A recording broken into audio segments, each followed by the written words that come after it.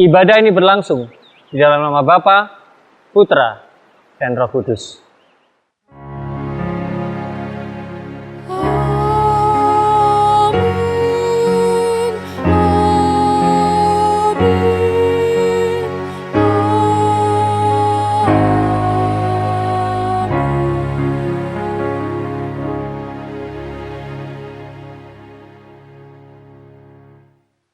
Tuhan beserta saudara.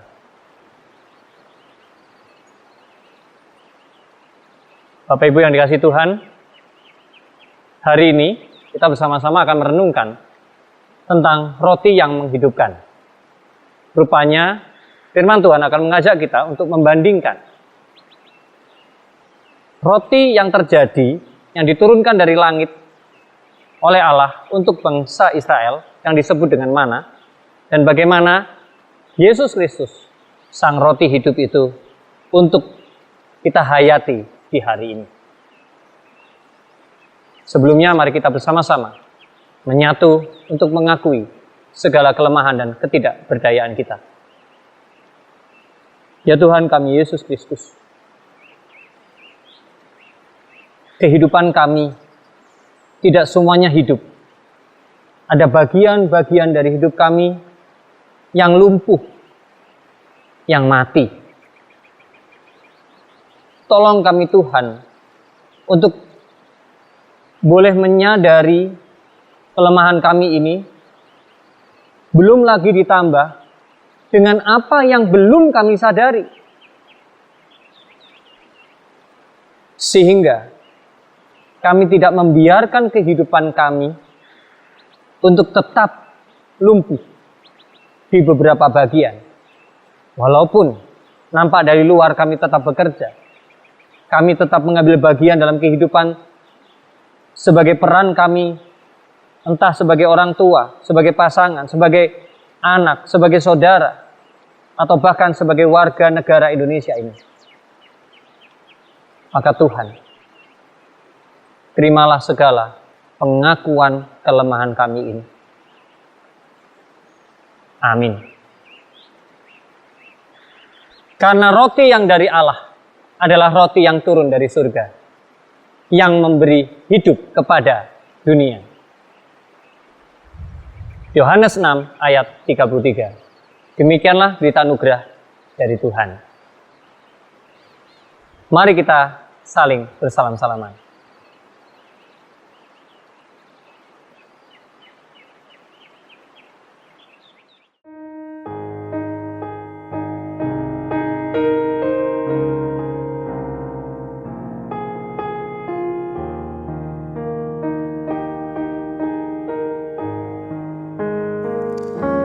Seperti wanita di pinggir sumur, betapa haus jiwaku.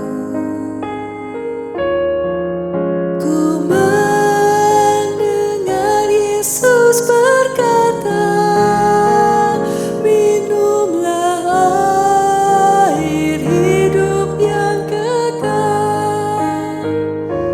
Ya Tuhanku, beri aku minum dan puaskan haus jiwaku. Beriku makan hingga jiwaku kenyang. Ya Tuhan, baharui hidupku.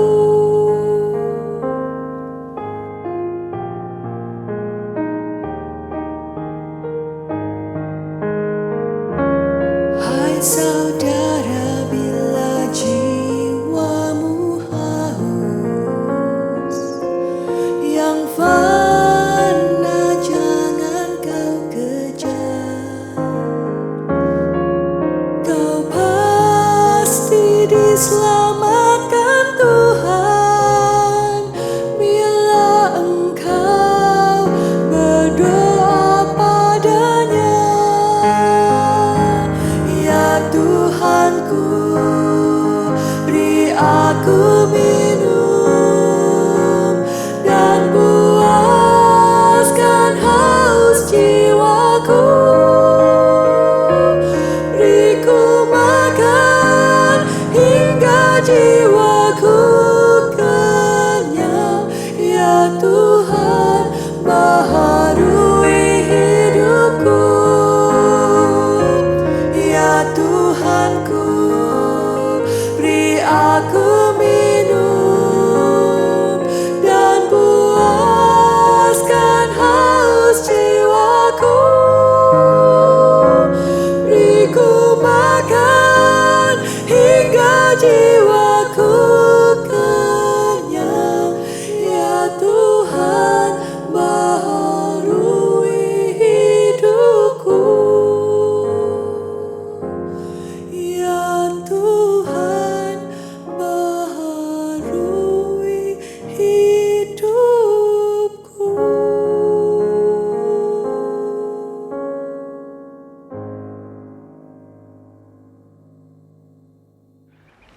Salam dalam kasih Kristus, Ibu Bapak, Saudari-saudara, Jemaat GKI Bondowoso. Senang dapat berjumpa kembali.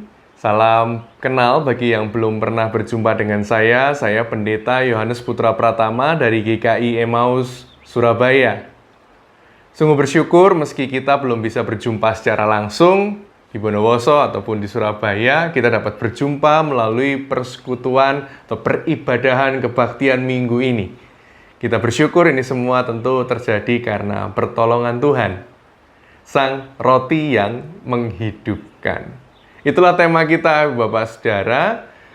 Kita akan sama-sama merenungkannya pada saat ini. Sebelum kita memasuki perenungan firman Tuhan, mari kita mohon pertolongan Roh Kudus. Mari kita berdoa. Ya Allah Bapa kami bersyukur karena Engkau terus hadir dalam kehidupan kami. Engkau terus menyertai kami. Engkau memberikan kami nafas kehidupan.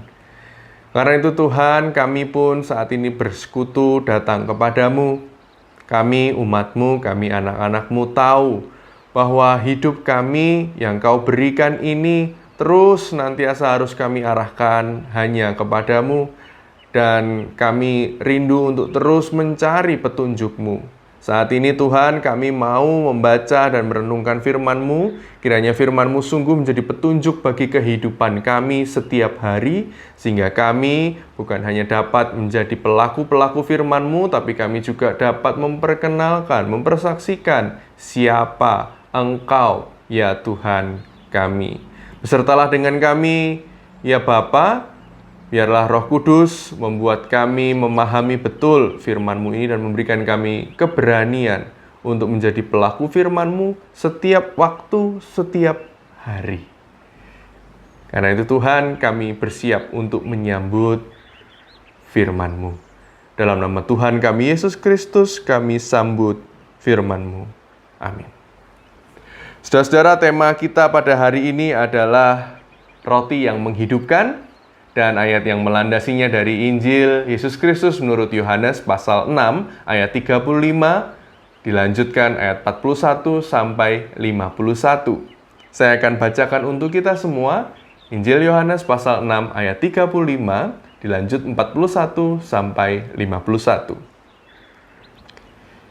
Yohanes 6 ayat 35. Kata Yesus kepada mereka, "Akulah roti hidup, barang siapa datang kepadaku, ia tidak akan lapar lagi, dan barang siapa percaya kepadaku, ia tidak akan haus lagi." Lanjut ayat 41. Maka bersungut-sungutlah orang Yahudi tentang dia, karena ia telah mengatakan, "Akulah roti yang telah turun dari sorga." Kata mereka, "Bukankah ia ini Yesus anak Yusuf, yang ibu bapaknya kita kenal? Bagaimana ia dapat berkata, 'Aku telah turun dari sorga'?" Jawab Yesus kepada mereka, "Jangan kamu bersungut-sungut. Tidak ada seorang pun yang dapat datang kepadaku jikalau ia tidak ditarik oleh Bapa yang mengutus aku, dan ia akan kubangkitkan pada akhir zaman." Ada tertulis dalam kitab nabi-nabi, dan mereka semua akan diajar oleh Allah, dan setiap orang yang telah mendengar dan menerima pengajaran dari Bapa datang kepadaku. Hal itu tidak berarti bahwa ada orang yang telah melihat Bapa. Hanya Dia yang datang dari Allah, Dialah yang telah melihat Bapa. Aku berkata kepadamu, sesungguhnya barang siapa percaya, ia mempunyai hidup yang kekal. Akulah roti hidup. Nenek moyangmu telah makan mana di padang gurun dan mereka telah mati. Inilah roti yang turun dari sorga. Barang siapa makan daripadanya, ia tidak akan mati. Akulah roti hidup yang telah turun dari sorga. Jikalau seorang makan dari roti ini, ia akan hidup selama-lamanya. Dan roti yang kuberikan itu ialah dagingku yang akan kuberikan untuk hidup dunia. Demikian jawab pembacaan kita hari ini. Berbahagialah setiap kita yang membaca firman-Nya, terlebih yang memelihara, melakukannya setiap hari. Haleluya.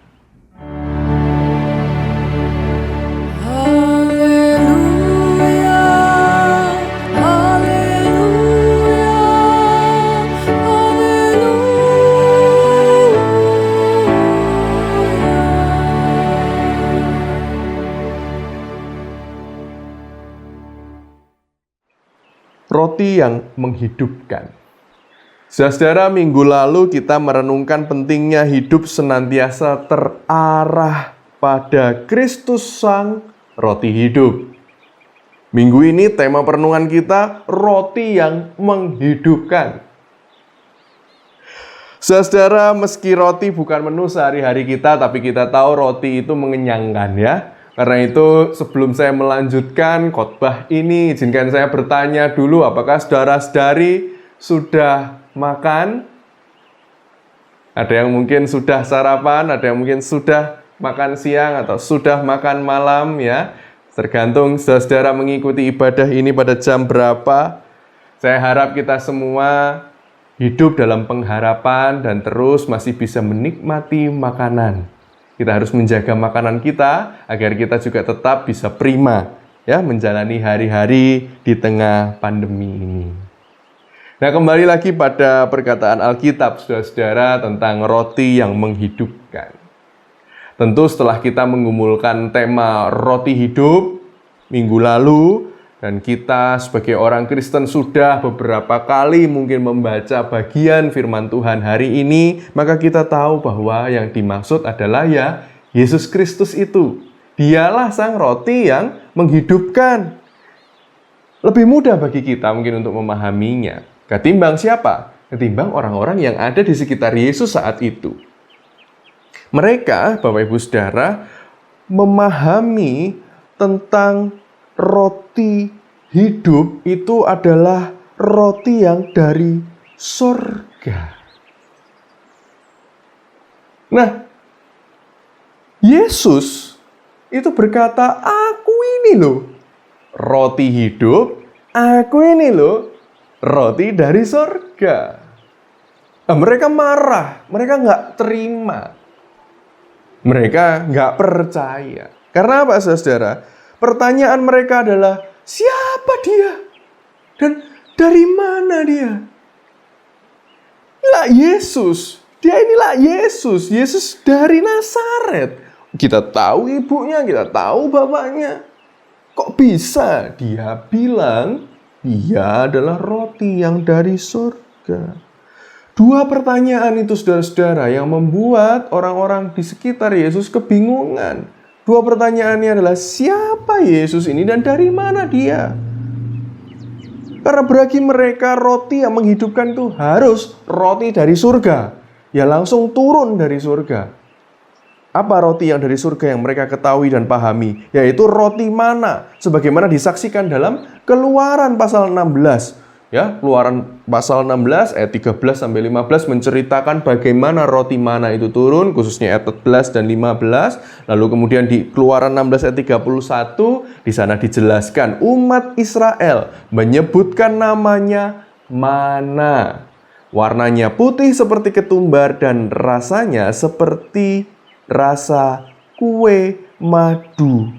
Lah itu roti dari surga menurut orang-orang di sekitar Yesus. Langsung turun dari dia. Nah ini kamu dari mana? Dari Nazaret lagi. Ya memang kenapa dari Nazaret? Saudara-saudara, mungkin kita juga pernah membaca bagian Yohanes pasal 1 ayat 46. Mari kita lihat sejenak. Injil Yohanes pasal 1 ayat 46. Di sana dikatakan, mungkinkah sesuatu yang baik datang dari Nazaret? Jadi saudara, orang-orang di sekitar Yesus punya pikiran, loh, Yesus ini loh orang Nazaret, mana mungkin dia bisa disebut sebagai dari surga? Dan dia ini manusia, kok bisa roti yang menghidupkan, roti hidup, roti dari surga? Jadi orang-orang sekitar Yesus sudah punya pandangan tertentu terhadap diri Yesus. Punya stigma terhadap diri Yesus. Yesus orang Nazaret. Anak Yusuf dan Maria. Bukan sosok yang spesial. Bukan sosok yang meyakinkan. Kalau ia sungguh dari surga. Dari sini kita bisa melihat, Ibu Bapak Saudara, bahwa sejak dulu memang manusia itu selalu punya harapan. Kalau sesuatu itu spesial, ya hanya dilakukan oleh orang spesial. Kalau sesuatu itu, berkat itu dari Tuhan, maka harus datang dengan cara melalui orang-orang yang jelas-jelas dari Tuhan, yang spesial dong. Misal, ya dia mestinya gubernur, misalnya dia presiden, atau di era Yesus ya mestinya kaisar. Atau kalau kaisar adalah orang yang tidak percaya pada Allah, maka ya mestinya pemimpin rumah ibadah lah. Nah itu, nah, Yesus ini siapa? Guru yang jalan ke sana kemari. Orang dari saat itu sudah punya harapan. Demikian. Kalau itu dari Tuhan ya mesti caranya spesial. Mana dari Tuhan, nah caranya datang spesial.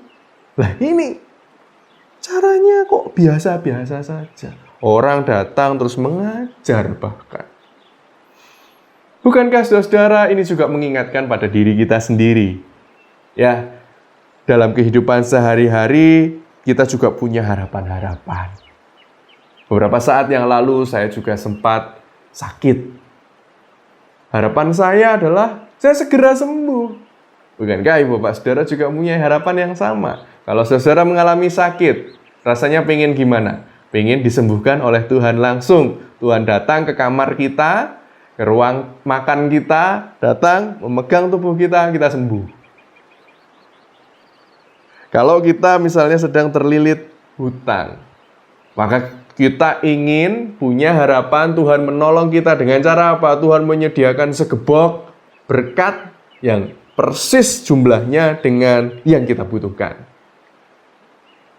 Kalau kita sedang mencari pekerjaan, tentu kita ingin tiba-tiba ada hikmat Tuhan menuntun kita jalan ke suatu tempat lalu kita diberi kesempatan untuk bekerja di situ. Atau kalau kita berdagang maka Tuhan langsung datangkan pelanggan. Kita ingin kalau itu berkat dari Tuhan maka Tuhan sendiri yang mengirimkannya secara langsung di jam dan waktu yang kita harapkan. Padahal ketika persoalan datang tak jarang juga Tuhan itu datang dengan cara yang ya biasa. Ada waktu untuk menunggu pelanggan datang bagi para pedagang. Bagi orang yang sakit, ada dokter, perawat yang memberikan informasi, obat-obat yang pasti dan memang penting untuk dimiliki. Kalau kesulitan mendapatkan obat, kalau kesulitan mendapatkan oksigen, ada teman-teman yang begitu dengan kasih, dengan ketulusan, siap mencari ke apotek-apotek yang ada. Kalau harus berpindah kota pun ditempuh agar Tuhan bisa menjangkau sesama kita. Agar setiap kita bisa melihat betul, bisa merasakan betul, oh iya ya Tuhan hadir. Memberikanku semangat untuk sehat, semangat untuk berpulih dari keadaan terlilit hutang, semangat untuk terus mencari pekerjaan, mendapatkan pelanggan. Tuhan bukan hanya memberikan hidup, oh ya nafas hidup, tapi memberikan semangat hidup, daya untuk hidup. Dan kehidupan yang lebih baik itu hadir melalui berbagai cara dan kejadian. Tidak selalu dengan cara yang ajaib, instan. Tapi dia selalu hadir. Saudara-saudara, kalau itu yang menjadi tantangan bagi orang-orang di sekitar Yesus dan mungkin juga kadangkala kita di momen-momen tertentu. Apakah kemudian kita terbebas dari kemungkinan-kemungkinan bertemu tantangan yang lain? Ternyata tidak. Kita menggumulkan tema ini karena kita sadari pula bahwa ada tantangan hari ini untuk percaya dan memahami bahwa Yesus sungguh roti yang menghidupkan. Bukan hanya soal cara ajaibnya saja. Tapi keadaan masa kini membuat orang itu yang hidup di masa kini merasa hidup ini menyenangkan dan membahagiakan kalau segala kecukupan kita terpenuhi. Sebab ketidakmampuan memenuhi kebutuhan dasar hidup itu akan dikenali sebagai orang yang sedang mengalami penderitaan. Nah, orang tentu tidak mau dikenal sebagai orang yang menderita. Karena itu ia berusaha mencari cara bagaimana ya saya, bagaimana ya keluarga saya, bagaimana ya kelompok saya bisa tercukupi kebutuhannya. Loh, apakah itu bermasalah? Tidak sih memang, karena setiap orang tentu memiliki kebutuhan untuk dicukupi. Yang menjadi masalah kemudian adalah begitu banyak semangat hari-hari ini yang membuat orang itu tidak bisa puas bila hidupnya itu cukup. Maunya berkelimpahan, berkelebihan. Punya ini masih ada lebihnya, punya itu masih ada limpah-limpah lagi yang lain. Mau membagikan masker kalau maskerku masih cukup, begitu. Maka ia akan terus mencari, dan mencari. Tapi bukan untuk sesamanya, tapi untuk dirinya, untuk keluarganya, untuk kelompoknya saja. Dan hal ini tentu adalah orang-orang yang dijalani oleh orang-orang yang bermental egoistik. Orang-orang yang kemudian malah menjadi terjebak dalam belenggu kepentingan yang menjerat.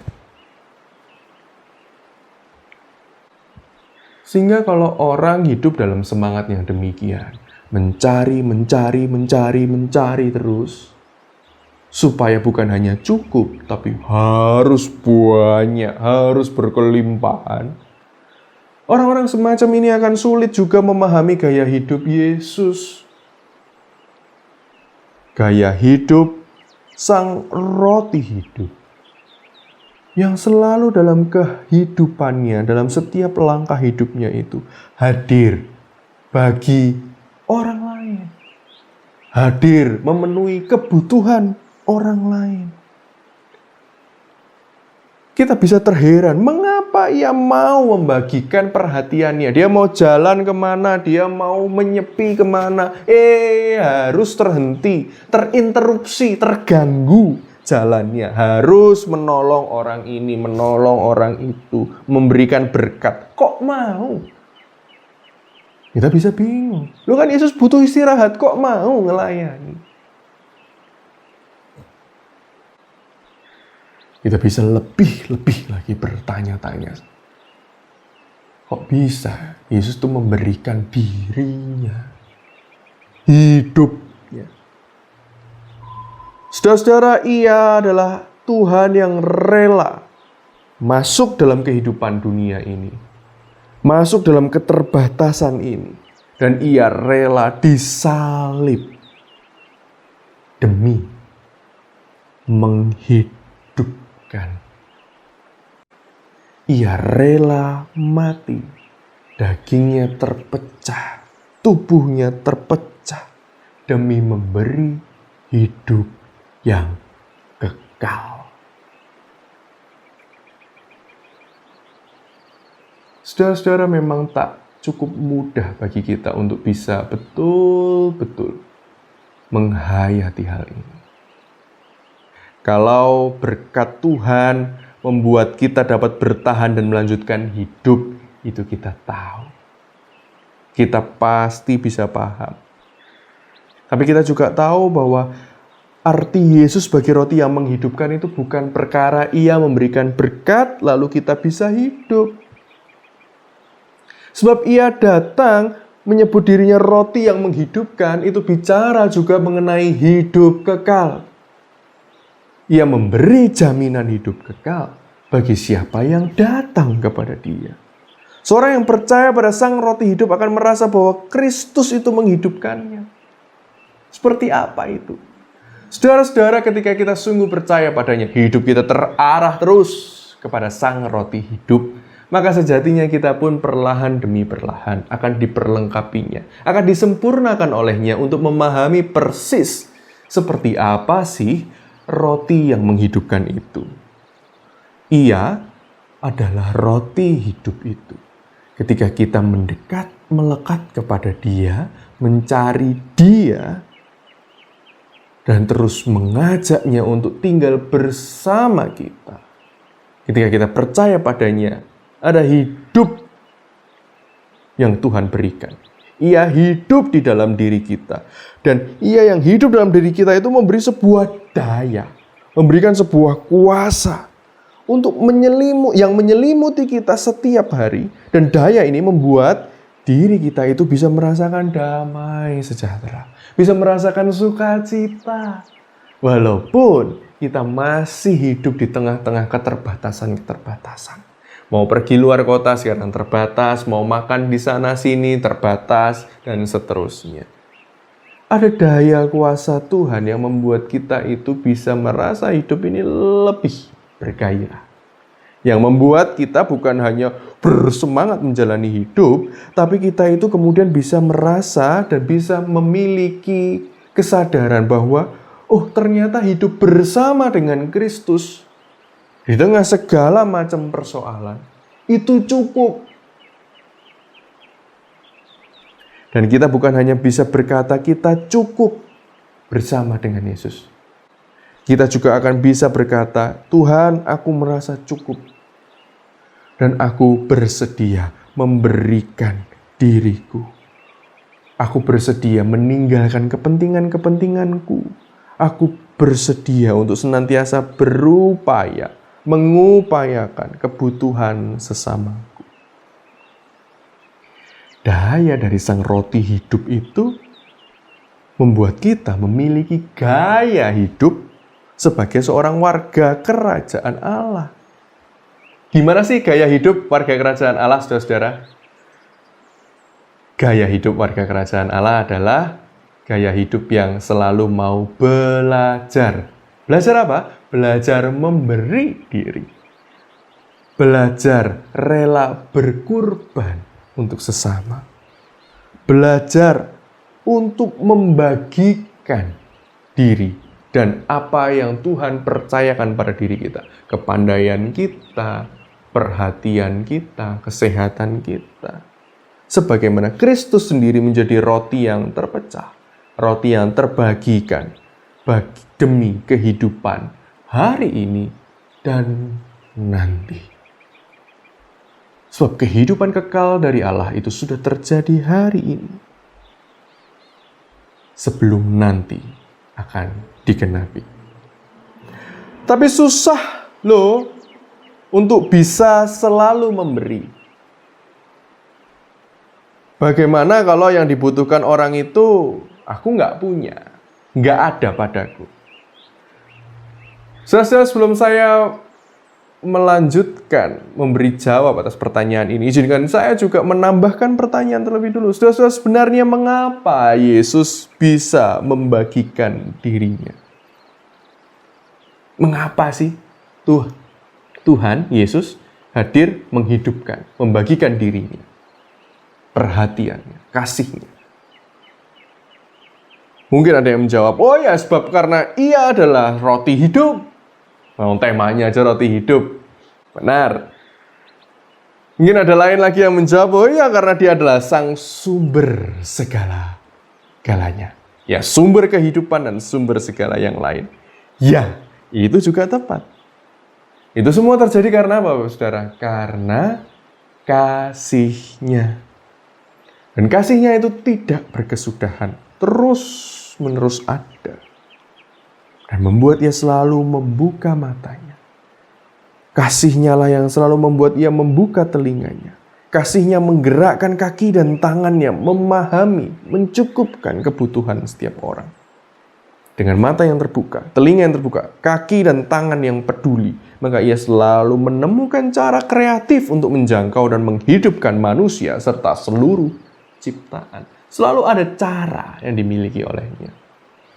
Dan setiap kita yang diberi daya hidup ini juga akan diberi cara-cara kreatif untuk hadir bagi sesama kita.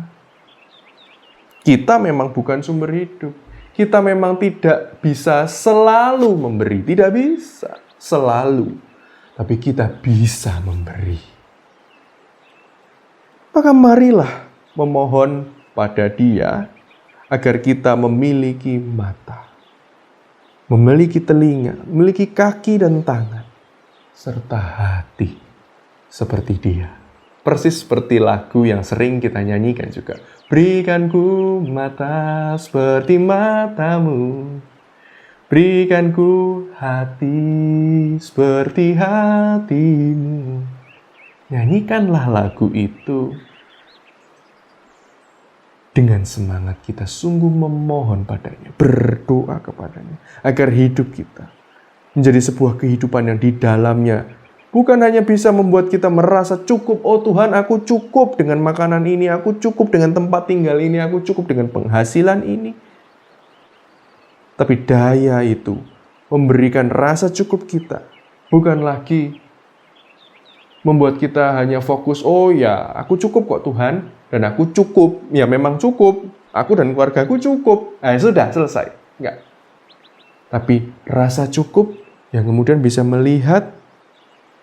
membuat kita melihat, bergerak, peduli secara kreatif, berupaya juga hadir, memenuhi kebutuhan orang lain.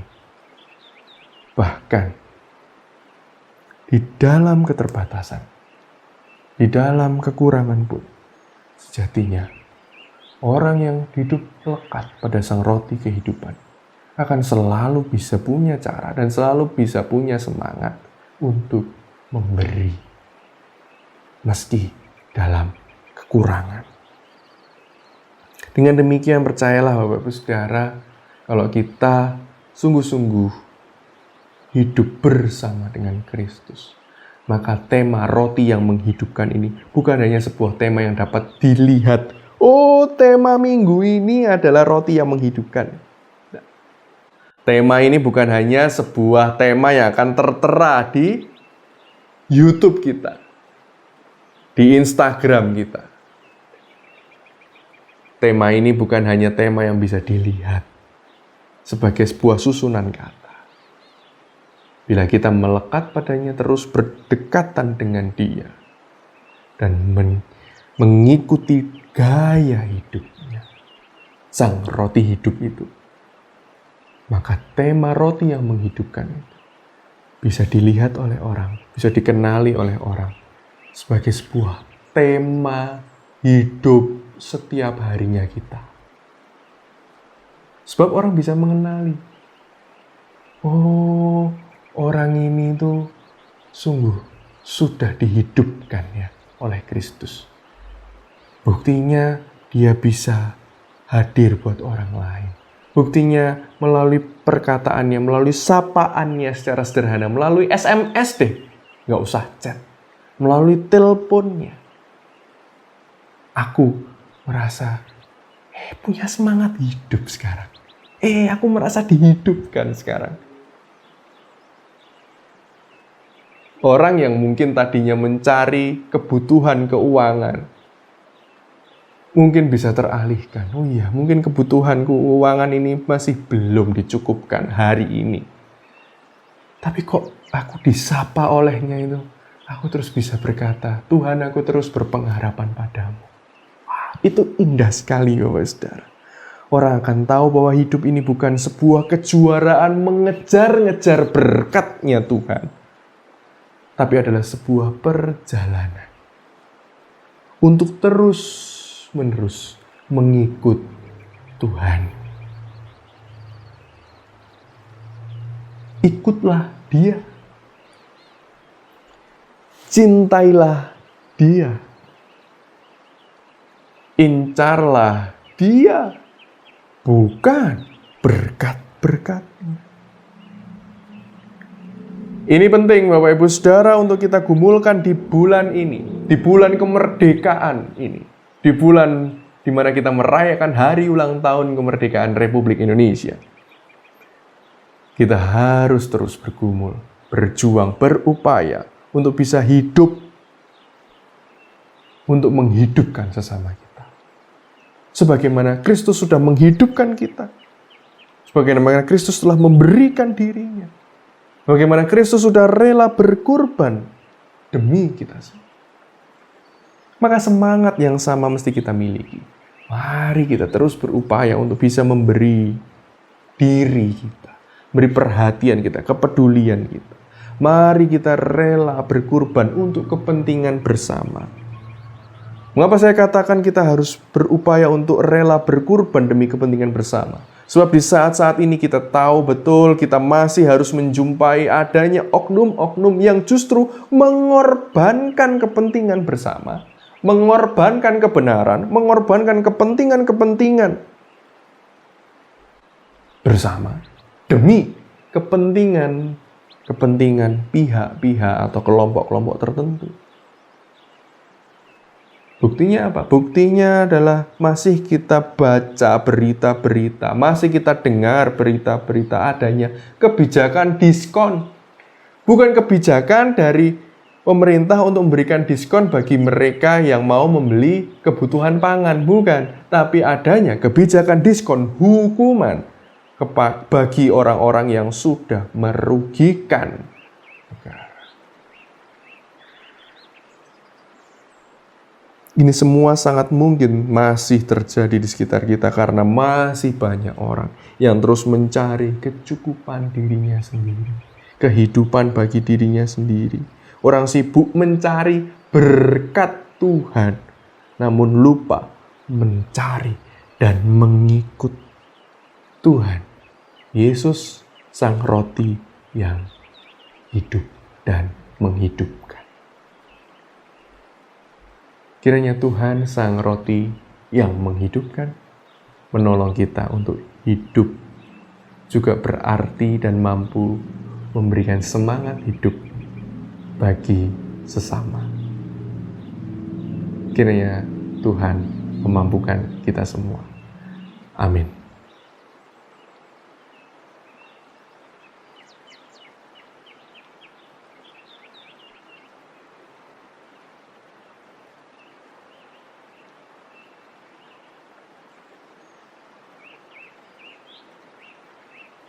Jemaat yang dikasihi oleh Tuhan Yesus Kristus, bersama dengan umat di segala abad dan tempat, marilah kita mengaku iman percaya kita yang berbunyi demikian.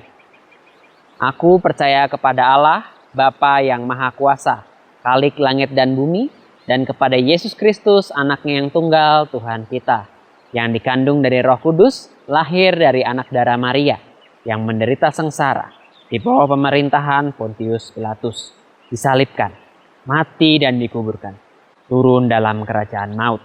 Pada hari yang ketiga, bangkit pula dari antara orang mati, naik ke surga, duduk sebelah kanan Allah, Bapa yang Maha Kuasa. Dan dari sana ia akan datang untuk menghakimi orang yang hidup dan yang mati. Aku percaya pada Roh Kudus, gereja yang kudus dan am, persekutuan orang kudus, pengampunan dosa, kebangkitan orang mati, dan hidup yang kekal. Amin. Mari saudara sekalian yang kasih Tuhan, kita menyatu hati di dalam syafaat. Ya Tuhan, hari ini kami datang ke hadirat-Mu, memohonkan doa. Melekatkan hati kami pada mereka-mereka yang sampai di usia yang senja, mereka tetap berusaha untuk tetap mengangkat badannya, berjuang menuju ke tempat-tempat di mana mereka bisa berkarya, menaikkan doa, masih akan melukiskan sejarah baru, memberi semangat kami yang muda ini. Mereka yang kemana-mana masih didorong kursi roda, mereka yang harus membawa tongkat, namun mereka masih mempunyai hati untuk melayani-Mu. Dalam kondisi apapun, para orang tua kami, para pejuang, orang-orang yang sudah terbebas dari tugas pegawai negeri ataupun purna kerja swasta, namun mereka masih terus mau menyibukkan diri, turut memikirkan, turut mendoakan, memeras keringat dan pikiran mereka demi kemajuan gereja, demi kemajuan bangsa. Tuhan, ajar kami generasi penerus ini, agar juga terus dengan penuh semangat mengikuti langkah-langkah yang mereka buat. Kami juga berdoa untuk anak-anak kami, mereka generasi penerus yang saat ini mereka harus studi secara online, agar mereka juga keluar dari zona nyaman mereka untuk mulai mengambil peran yang apapun itu, walaupun kecil dan sederhana, membantu pekerjaan rumah tangga, apa yang mereka suka. Dan ajar kami para orang tua juga untuk sabar, untuk tidak mengeluarkan kata-kata yang mempersalahkan, kata-kata yang menekan, membuat mereka semakin tidak berkembang, namun mengganti dengan kata-kata yang penuh dengan penghargaan, penuh dengan cinta, bertanya dengan netral. Ajar kami untuk membangun komunikasi yang indah, sehingga sang roti hidup itu boleh merasuk, dibagikan, dimakan dan dicerna oleh setiap kami, anak-anak-Mu. Inilah setiap kami yang berdoa kepadamu, bersama doa yang Engkau ajarkan.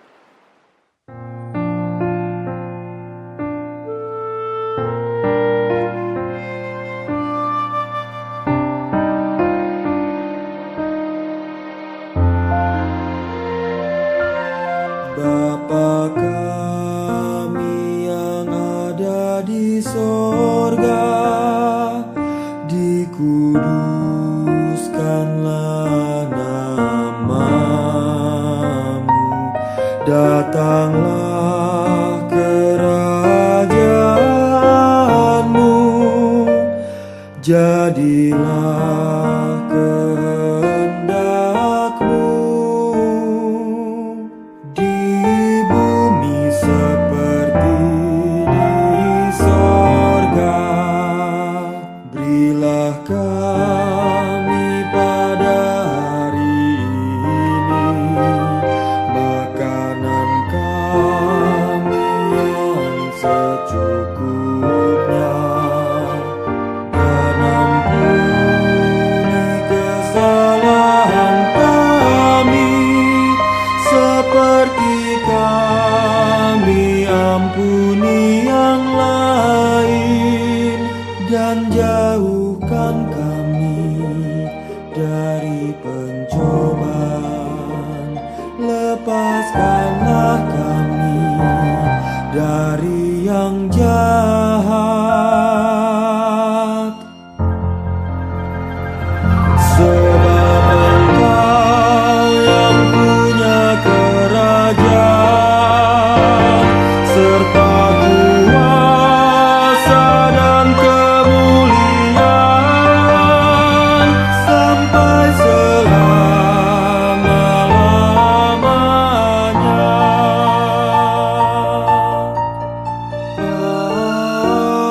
Amin.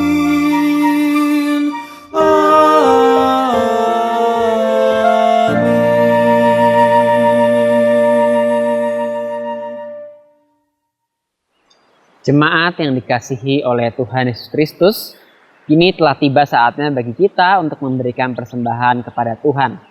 Nas persembahan yang akan mengiringi kita pada hari ini diambil dari Ibrani 9 ayatnya yang ke-14.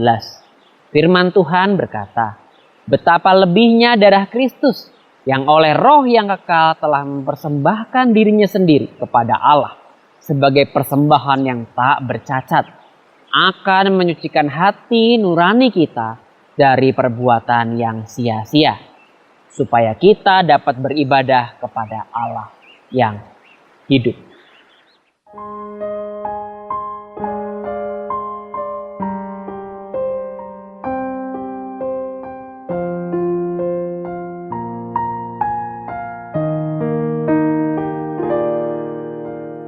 Bagi Yesus ku serahkan hidupku seluruhnya.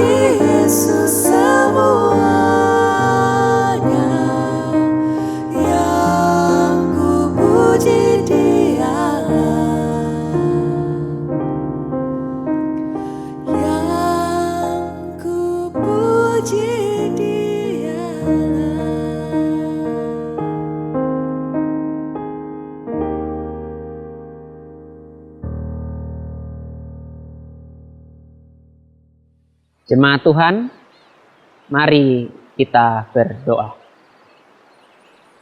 Ya Allah, Sang Maha Kasih, penguasa akan dunia ini, kami mengucap syukur atas setiap pemberian dan anugerah-Mu yang Engkau limpahkan kepada kami. Tuhan, pada hari ini kami memberikan persembahan kami, kiranya Engkau dapat menerima dan menguduskan persembahan ini ya Tuhan. Biarlah persembahan ini juga dapat dikelola dengan baik, sehingga juga menjadi alat-Mu di dalam mengabarkan kasih sukacita bagi mereka yang membutuhkan. Inilah kami ya Tuhan, di dalam nama Tuhan Yesus Kristus, kami berdoa dan mengucap syukur selalu. Haleluya. Amin.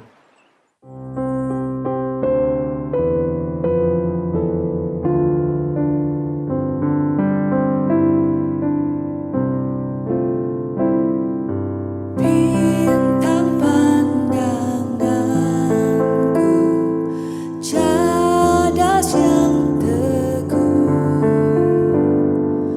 pandu yang setiawan, tongkat bagiku, roti kehidupan, mata air sejuk. Kaulah peganganku, Yesus Tuhanku. Kaulah peganganku, Yesus Tuhanku.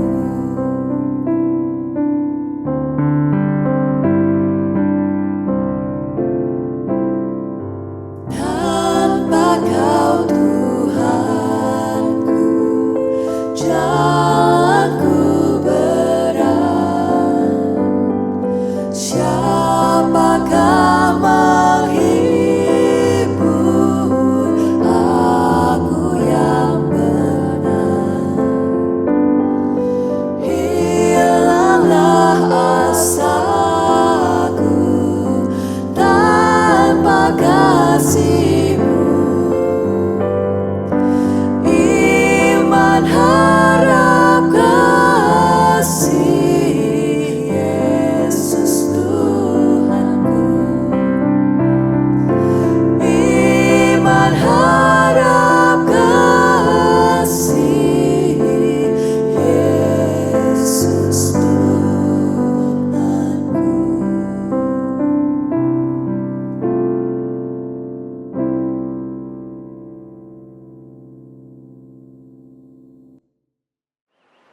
Pergilah dalam damai sejahtera untuk melayani Tuhan.